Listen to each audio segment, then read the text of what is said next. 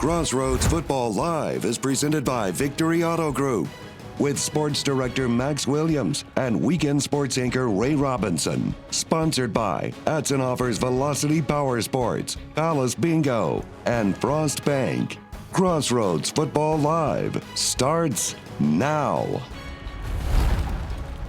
Welcome everyone here to week 2 of Crossroads Football Live, and last week we had multiple blowouts, and our game of the week last week was the Levica River rivalry there with Edna, and that turned out to be a blowout there where again they won 46-2 over Industrial. And a little bit later we're going to show their game there against Bay City, but let's first check out our viewer poll where I asked here everyone, who do you think from my Friday Night 5 power rankings last week, did a lot of you agree with them or a lot of you did not agree with them? Looks like a majority you did. It was about 67% said yes, 33% said no. For the people that said no, we'll have to see if you agree from this week from our rankings, but we'll kind of get to that as we go on. But the game that everyone's ready to see, this year's battle of the boot there between Victoria West and Victoria East. And again, this game, I thought we looked back at it. West, could they take care of business? Let's check out the highlights here for West. They are currently going into, they could possibly get 2-0. Trying for East, they're trying to respond back after losing, again, last week 27-0 to Georgetown. As we start off real quick here, how about this start here for East? The West defense getting a big-time play, and again, initiated there by Soto. The crowd getting excited there on the West sideline. But East, how about this? Deidre Callis last week was struggling getting the offense going, but look at this play right here. He gets a carry all the way for the touchdown. And again, for East, they would respond back in this game. It's good to see East kind of get the offense going because they were struggling last week to get that there. East Crans excited as well going into this one. But afterwards, how about West? How about Henley makes a big-time touchdown right here into the end zone, bullies a couple people to get there into the end zone. In this game, listen, it lived up to the hype, it lived up to the rivalry, but West would hang on to get the victory. 32-29 was the final score, and again, for West, they are officially now 2-0 here this season. For Victoria East, they're officially 0-2. But if you're Victoria East, I would not be discouraged by this game at all. You improved a lot here going into this game. They're going to need a lot to improve on going to Gregory Portland next week, while again for Victoria West, they're going to face San Antonio Sam Houston in that matchup. But now let's go over to a game between Cuero and Vernia. These two teams, we looked at it between.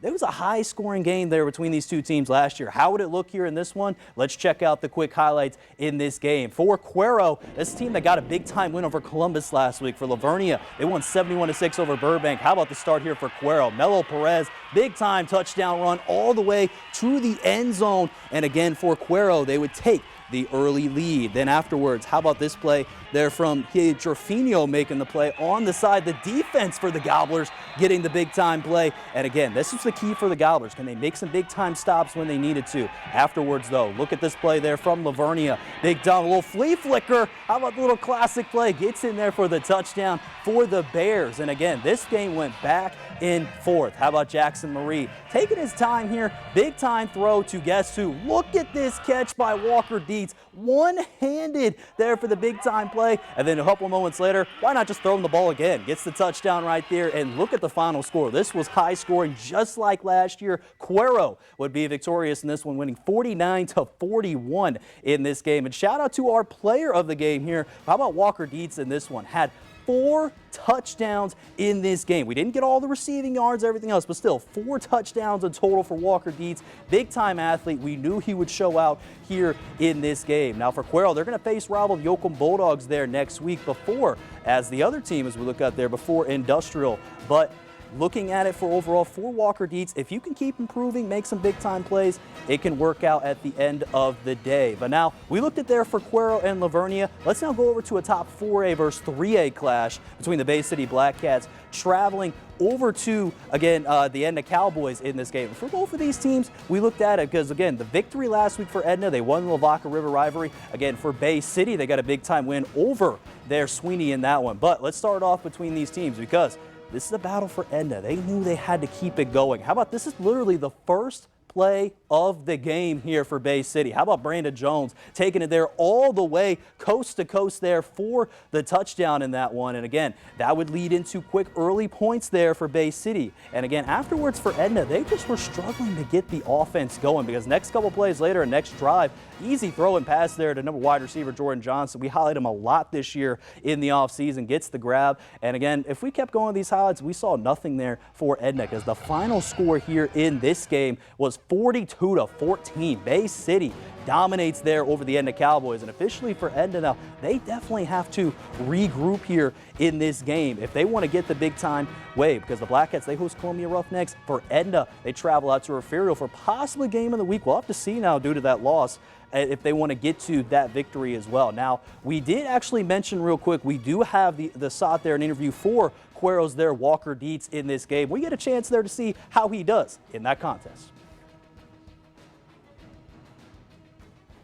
First play of the game, Melo Perez had a huge touchdown run, first play. You know, that really got the energy flowing quite a bit. Defense made some great stops, need to clean some things up, but we'll fix that. Great team win overall, from my perspective. Really stepped up against a big-time team. Now, what a great game, as we just mentioned there, between Cuero and Vernia. Probably one of the best games of the games we watched the entire year between those teams. But we mentioned three good games, so stay here after the break. We're going to look at the 3A ranks between the Tidehaven battling Goliad. We got Yoakum Industrial. Also, we're going to see a little bit later about Sand Crab Nation do. All that coming up next on Crossroads Football Live. This portion of Crossroads Football Live is brought to you by Victory Auto Group, where the customer always wins. Welcome back, everyone. We just had great three games that we just highlighted, but now we're going to look over at the 3A ranks with Tidehaven battling Goliad, and also we're going to see how this game was because Tidehaven and Goliad between these two teams was outstanding. Last week, Tidehaven, they destroyed Palacios in their home opener 72-0 with quarterback Cale Russell throwing 6 touchdowns, but how would they do here for tonight against a Goliad team that had a little bit of a challenge there on the road versus East Bernard and winning 20-14? Well, Tidehaven, they had the way because, first of all, how about this big-time kick on the way that went through there for Tidehaven. But then Cale Russell, I mean, this is what he does. Big-time throw, gets him inside. They're inside the red zone. Start off here for the Tidehaven Tigers in this game. Then a couple plays later, just into the end zone, it's actually Russell calling his own number on the keeper there for the touchdown, and Tidehaven would extend out the lead. Goliad, they had a lot of offense there from Cord Zamzow, and he tried to give out to Donovan Perry, who tries to make it out there to the outside. He makes a man miss, but he just couldn't get there for a big play.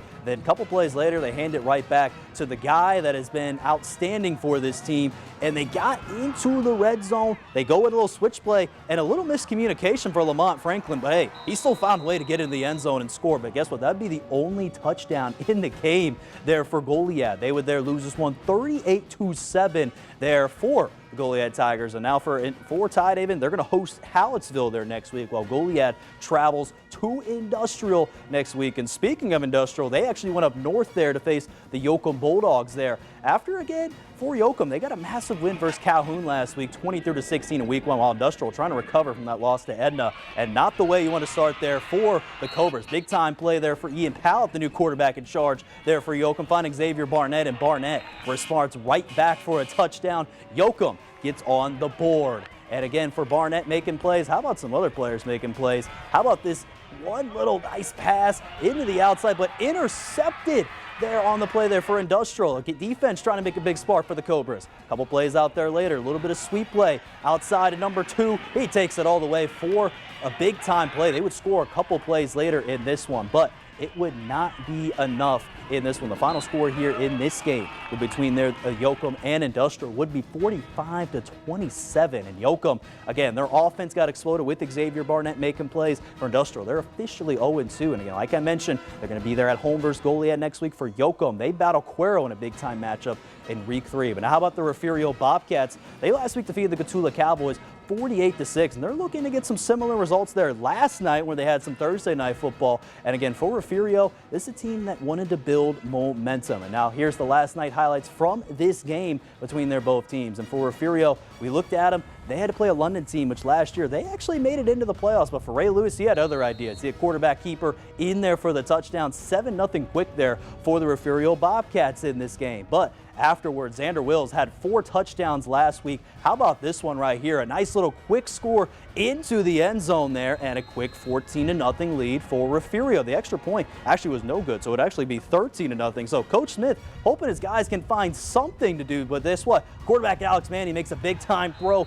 Touchdown to Aiden Salinas there for the Pirates. This game went back and forth early, but then after this big-time score coming up here from Ray Lewis, as Drew Cox gets all the troops excited for. As Ray Lewis, this is probably one of the best plays I've seen the entire Crossroads year. Look how he just uses his speed as one man to beat their number 4, and guess what? He does and gets into the end zone. Refugio gets the big-time win there, 55-6 there last night, and give it out to our player of the game. I just showed his highlights there in Ray Lewis, who again had, look at this, he had 126 rushing yards, had 3 of them on the ground, 1 passing touchdown, had 68 passing yards. He did have 3 interceptions, everybody, but hey, he still made it work on the ground game, but he had 1 interception as well on the defensive side there for Ray Lewis. So again, for Refugio, big time win. They face Edna, which we showed had a really struggle there in that game there earlier versus Bay City. So we're going to see how they respond against a good Refugio team. But stay with us here on Crossroads Football Live, because after the break, we're going to highlight some other big-time games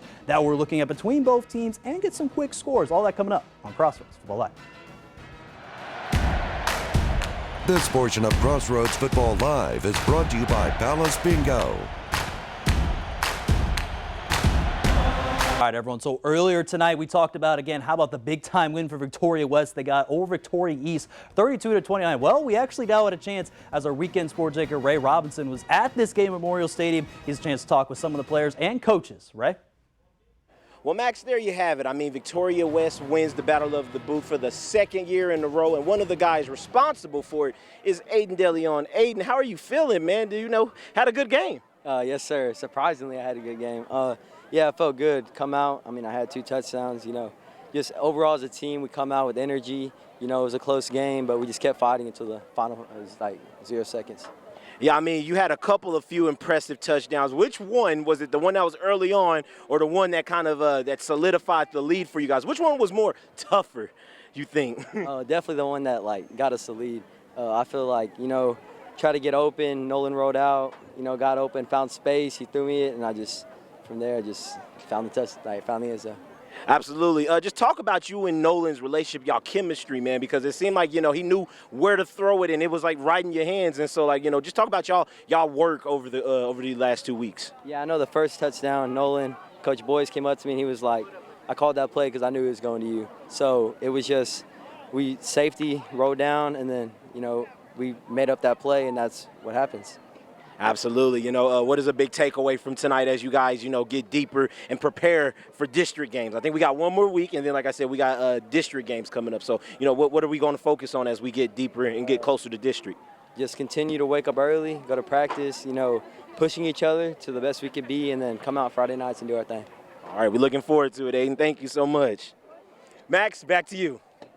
All right, thanks, Ray. Now, we actually also had a big-time clash at Ganado High School, where the Palatial Sharks traveled out to face the St. Joseph Flyers. Check out this final score of this game real quick here before we keep going on with some rest of the scores in this game. And we looked at it here between both of these teams. It looks like we don't have a final score, but I do remember looking at here between both of these teams. St. Joe won this game there, 35. They're 2-21 there. So big-time win over Palacios. They are officially 0-2 for the Flyers. They officially are 2-0. But now let's quickly go over and talk about to the 4A ranks, where we mentioned the Calhoun Sand Crabs. They're looking to respond after a tough loss there last week to the Yoakum Bulldogs there in week 1. So we looked at a big time play earlier in this one because new head Steven Hernser, this was his home opener. Wasn't the start he wanted though. An interception here by their quarterback Alex Sturtle, and they have taken all the way there for the Sinton Pirates. They're 4-6 to start the game. So again, Sinton, quick start here on the defensive side to get the job done. But then after a couple plays later, look at this play from the running back here. Get a little bit messed up there with the camera wise, but we still got a big time run here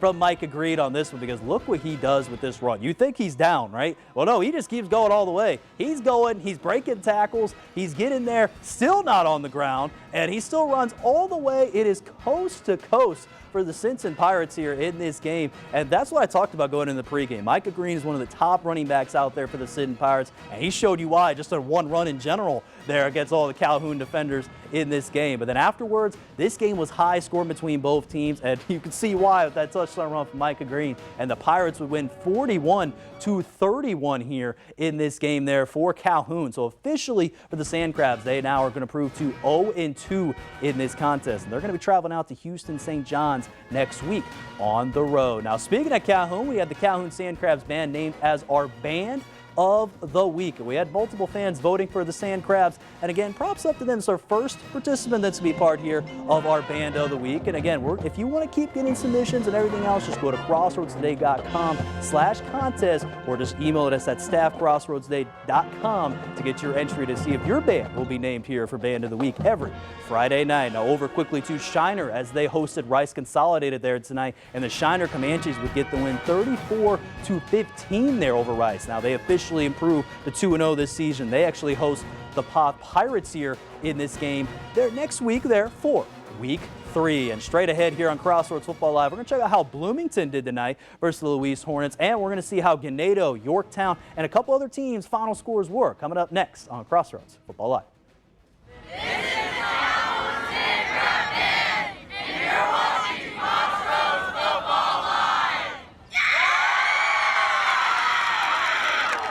Can't have high school football without the beat of the marching bands. Crossroads Football Live is excited to spotlight talent in our local high schools with our Band of the Week segment. Every week, we'll pick one band to feature on Crossroads Football Live. Get your cameras and show us your band under the Friday night lights. Go to crossroadstoday.com/contest to nominate. Tune in to CFL every Friday night at 10:35 to see who's marching to the top. This portion of Crossroads Football Live is brought to you by Frost Bank. All right, everyone, we've had some great matchups here so far. We're going to highlight just 2 quick scores before we highlight this week's Friday Night 5 Power Rankings. A quick look at Bloomington versus the Louise Hornets there. And Bloomington officially has improved now to 2-0 here this season. Again, for Louise, they lost to Platonian last week, 44-0. For Bloomington, they won 47-8 over Woodsboro. And now for both of these teams in this one, for Bloomington, they now get to travel to Ben Bolt there next week, while Louise travels to Sacred Heart. How about Ganado? They traveled out to Bowling tonight, and this one was a closer to call for Ganado, only winning by 1 point, 28-27. Landon Arriaga did have 2 touchdown passes in this game, and now gonna have to probably improve a lot because they got a really tough East Bernard Bramus team coming in next week. Now stay with us here, as I mentioned, to close out the show. We're gonna highlight our this week's Friday Night 5 Power Rankings. So stay right there and don't go anywhere.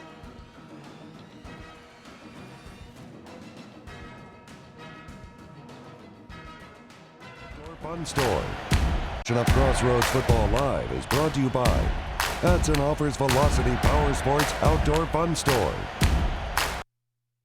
All right, everyone, welcome back here. And to close out our show tonight, we get to reel the second edition here of the Friday Night 5 Power Rankings. So we're going to start down at number 5, and then we're going to build our way up here to number 1. So let's check out the full list here and start here with number 5 on the list. So we got a couple of changes. Edna was up there at number 3. After their loss there to Bay City, I dropped them down to number 5, and here's why.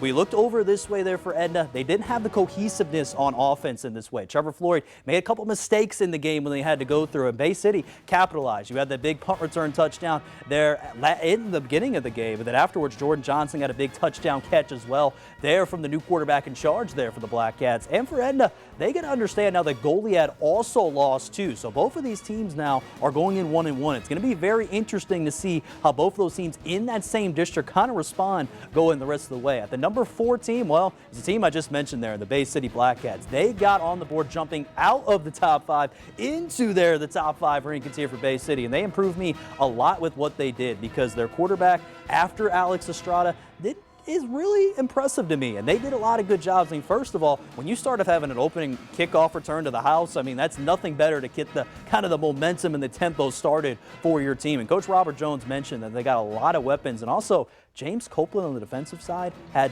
2 three sacks there in the game. Yes, I said that right. 3 sacks there in the game there for James Copeland. That's huge when you want to make some big-time plays on the defensive side of the ball there. So for Bay City, they are officially the number 4 team on my list. But now let's look over to number 3. Yes, the Cuero Gobblers have gotten the respect here to get on this list there at number 3. They beat Columbus. They now beat Vernia in a high-scoring game. And the Gobblers, for me, I mean, the connection that we all want to talk about, Walker Dietz and Jackson Marie. These guys, we talked about early in the year, we're going to be probably the best dynamic duo here in the Crossroads, and they showcased it tonight.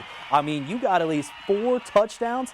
4 touchdowns in the game for Cuero. That's exactly what you want. And for the Gobblers now, they're going to keep improving on. They're going to get in district play here soon. I can't wait to see what they do next going through the rest of the season. Number 2, though, I'm going to keep with Refugio. They looked impressive there the past 2 weeks against Cotulla. They looked impressive there last night versus London. Ray Lewis is just improving. He needs to get better in the passing game. Did 3 interceptions there yesterday in the passing. But guess what? In the rushing, he still had 2 touchdowns, 126. Made some big-time plays when they need to. And Xander Wills also did really well as well. I mean, he had 2 touchdowns there last night. He had 4 touchdowns there versus Cotulla there last week. So this guy is going to be basically the new Jordan King for this offense. And Drew Cox knows how to get this offense going for Refugio. But number 1, though, Tidehaven. This team has looked impressive. 72-0 there versus Palacios. They get a big-time win. I was not expecting a blowout versus Goliad here tonight. 38-7 because Cale Russell, to me, is the best quarterback, I'm calling it right now, in our entire Crossroads. What he can do